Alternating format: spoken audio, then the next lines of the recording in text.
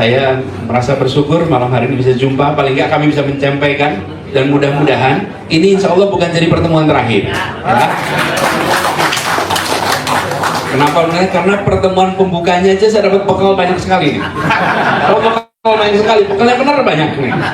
Satu, ikat nih, udah kasih pesan supaya sabar, insya Allah.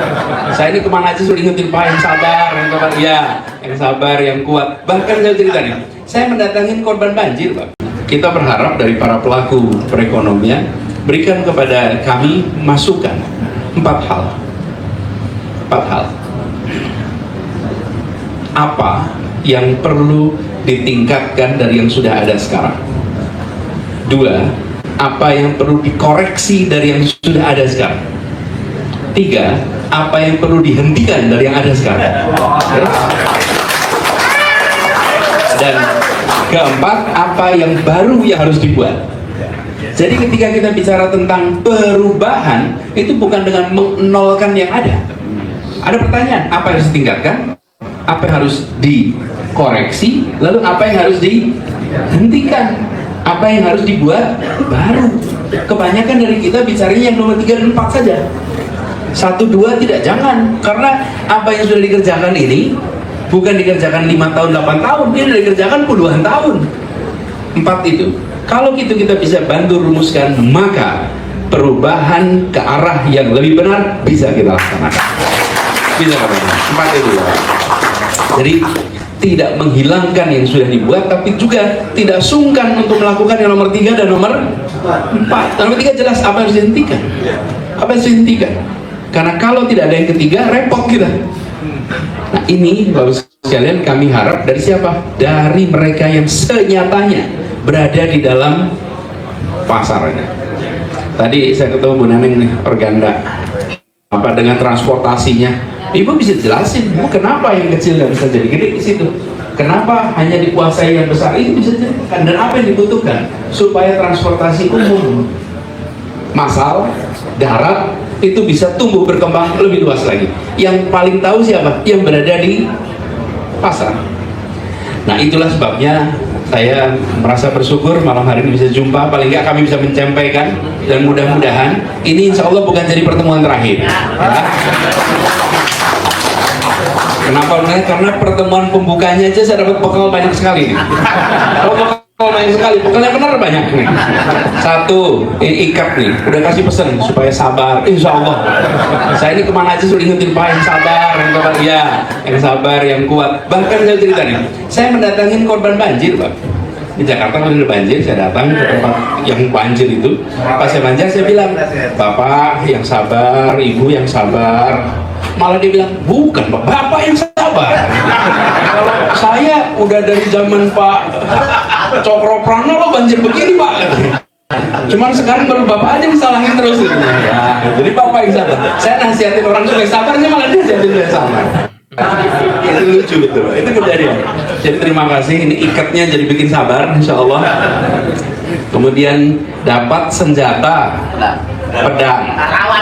Nah, berarti ya artinya lawan ya. Ya pedangnya jangan disembunyiin Pak gitu. Pedang. Ada pangsi Pak, ada pangsi Pak. Ada pangsi. Terus dapat kitab juga Pak ini. Jadi kasih pedang biar lawan. Terus ini kasih apa, buku yang mudah-mudahan artinya harus punya belajar terus menerus, bijak. Terus Pangsi Pak, pangsi. Baju. Baju itu udah ada filosofinya tuh tadi, ditulis filosofi aja. Jadi datang ke sini ini saya dapat bekal banyak sekali. Terima kasih sekali. Dan kami berharap mudah-mudahan nanti kita bisa jalankan sama-sama. Tapi tantangan ini Mas ya, tidak bisa kita mengubahnya sendirian. Harus mengajak lebih banyak.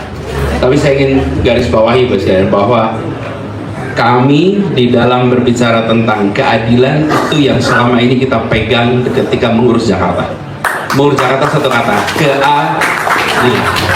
Dan Pak, kalau di Jakarta ini Pak, rapat di balai kota, saya sampaikan Bapak Ibu semuanya yang di ruangan ini, hanya kurang dari 1 kilometer dari tempat kita rapat, disitulah pembukaan Undang-Undang Dasar 45 itu disusun. Jadi di antara semua kantor yang mengurusi rakyat, kantor kita ini punya tanggung jawab paling besar untuk melaksanakan yang tertulis di dalam cita-cita dasar Republik ini, keadilan sosial. Itu cita-cita dasar. Ini ada pilihan. Luar biasa, pertemuan Anies Baswedan dengan sejumlah tokoh masyarakat di Jawa Barat belakangan ini kembali menarik perhatian publik. Dalam pertemuan tersebut, salah satu tema yang banyak dibicarakan adalah tentang keadilan sosial, pemerataan pembangunan, dan masa depan demokrasi di Indonesia. Bagi sebagian pengamat politik, pertemuan ini bukan sekedar silaturahmi biasa, melainkan bagian dari langkah politik yang lebih besar. Jawa Barat sendiri dikenal sebagai salah satu wilayah dengan jumlah pemilih terbesar di Indonesia. Setiap kontestasi nasional, terutama pemilihan presiden, provinsi ini selalu menjadi kunci penting dalam menentukan arah pendukung pandangan politik. Karena itu, setiap tokoh nasional yang ingin memperkuat pengaruhnya tentu akan berusaha membangun komunikasi dengan para tokoh masyarakat, ulama, akademisi, dan pemimpin daerah di wilayah tersebut. Dalam pertemuan tersebut, Anies banyak berbicara mengenai pentingnya keadilan bagi seluruh rakyat Indonesia. Ia menekankan bahwa pembangunan seharusnya tidak hanya dirasakan oleh sebagian wilayah atau kelompok tertentu, tetapi harus memberikan manfaat yang merata bagi seluruh masyarakat. Pesan tentang keadilan ini bukanlah hal baru dalam perjalanan politik. Sejak lama, ia dikenal sering mengangkat isu kesetaraan kesempatan, pemerataan pembangunan, dan perlunya menghadirkan kebijakan yang berpihak kepada masyarakat luas. Bagi para pendukungnya, narasi tentang keadilan ini menjadi salah satu alasan mengapa mereka terus memberikan dukungan kepada Anies Baswedan. Banyak yang menilai bahwa gagasan tersebut sejalan dengan harapan masyarakat yang ingin melihat Indonesia berkembang secara lebih adil dan inklusif. Pertemuan dengan tokoh-tokoh Jawa Barat juga dinilai sebagai bentuk konsolidasi politik jangka panjang. Walaupun pemilihan presiden berikutnya masih beberapa tahun lagi, yaitu pada 2029. Dalam dunia politik, proses membangun jaringan dukungan memang membutuhkan waktu yang panjang. Hubungan dengan tokoh daerah, komunikasi dengan berbagai kelompok masyarakat, serta diskusi tentang isu-isu kebangsaan seringkali menjadi bagian dari proses tersebut. Karena itu, tidak sedikit pengamat yang menilai bahwa langkah ini bisa dibaca sebagai manuver politik menuju kontestasi pemilihan presiden 2029. Meskipun belum ada pernyataan resmi mengenai rencana tersebut, aktivitas politik yang terus dilakukan oleh Anies Baswedan menunjukkan bahwa ia masih menjadi salah satu figur yang diperhitungkan dalam peta politik nasional. Di sisi lain, harapan dari sebagian masyarakat juga terus bermunculan. Banyak warga berharap Anies Baswedan dapat kembali maju dan bahkan menjadi presiden Indonesia pada tahun 2029. Harapan ini muncul dari berbagai kalangan yang merasa bahwa gagasan-gagasan yang ia sampaikan masih relevan dengan kebutuhan bangsa saat ini. Sebagian masyarakat juga melihat pengalaman Anies dalam memimpin sebagai modal penting. Pengalaman tersebut dianggap memberikan gambaran tentang bagaimana ia memandang pembangunan, kebijakan publik, serta hubungan antara pemerintah dan masyarakat. Namun tentu saja, perjalanan menuju pemilihan presiden 2029 masih sangat panjang. Dalam politik Indonesia, banyak faktor yang dapat mempengaruhi arah kontestasi, dukungan partai politik, dinamika koalisi, kondisi ekonomi nasional, hingga perubahan peta kekuatan politik akan memainkan peran penting dalam menentukan siapa saja yang akhirnya maju sebagai calon presiden. Meski demikian, pertemuan-pertemuan seperti yang dilakukan di Jawa Barat tetap menjadi bagian penting dari dinamika politik nasional. Forum diskusi, dialog kebangsaan, dan pertemuan dengan tokoh-tokoh masyarakat menjadi ruang untuk bertukar gagasan sekaligus mendengar aspirasi rakyat. Pada akhirnya, apakah langkah-langkah ini benar-benar menjadi awal perjalanan menuju kursi RI 1 pada 2029?